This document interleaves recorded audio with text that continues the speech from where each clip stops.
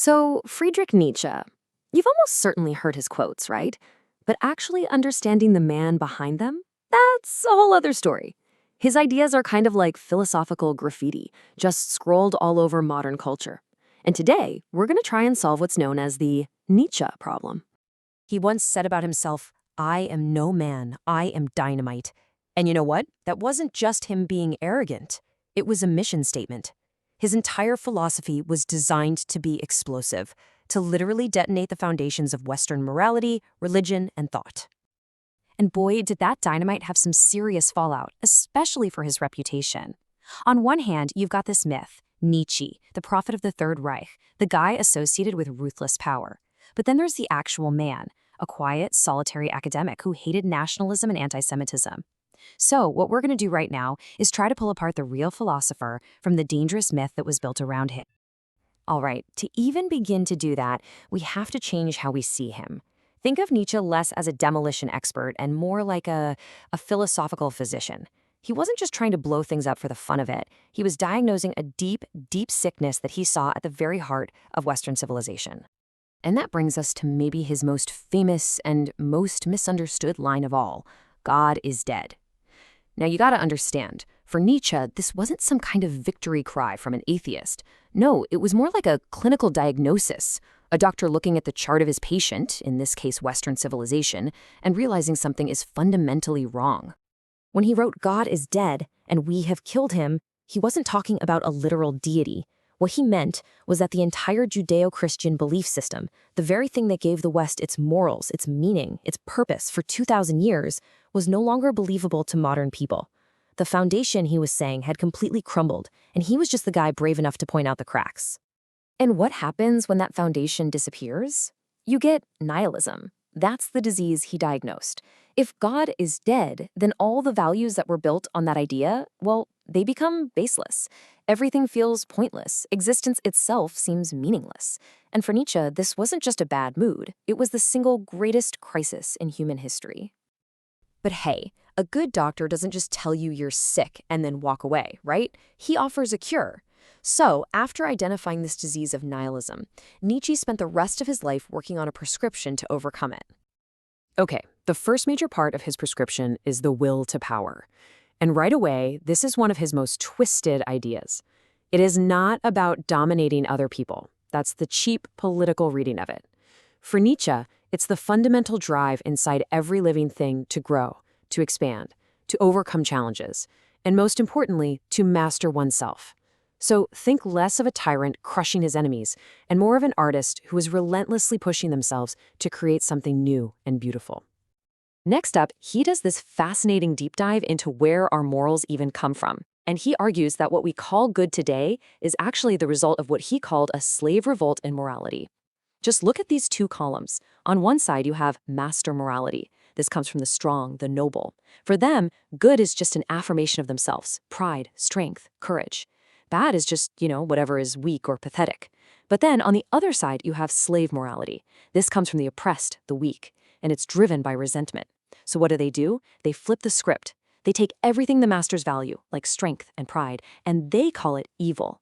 And their own qualities, born of weakness, like pity, humility, patience, they relabel those as good. A total reevaluation of values. And all of this leads to his ultimate goal, his vision for humanity's future. The Übermensch, which translates to the overman.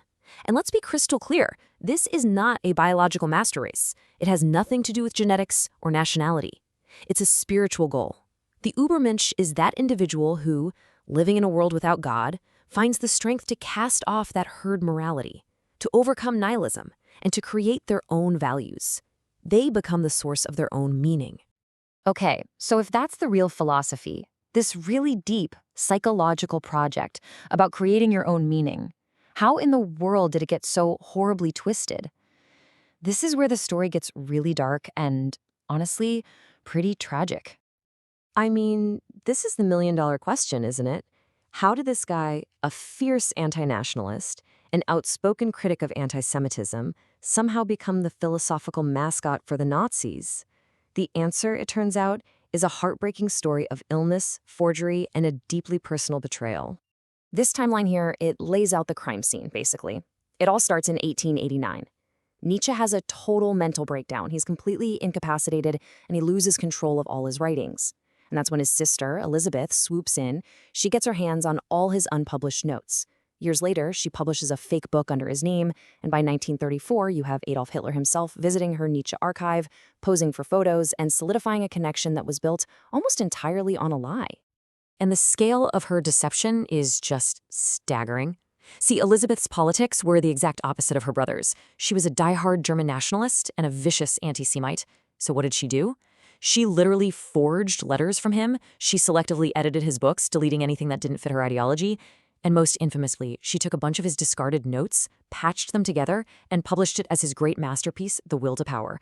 It was a complete fabrication, engineered to make her brother's philosophy sound like a precursor to fascism. And if you want proof, here's the smoking gun. This is an actual quote from Nietzsche's private notes, a direct attack on racism. He wrote, "Have nothing to do with a person who takes part in the dishonest race swindle." Pretty clear, right? So what do you think happened to that passage? You guessed it. His sister took her scissors and cut it right out.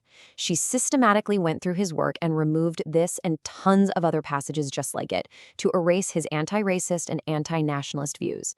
She was creating a version of Nietzsche that her new political allies would love.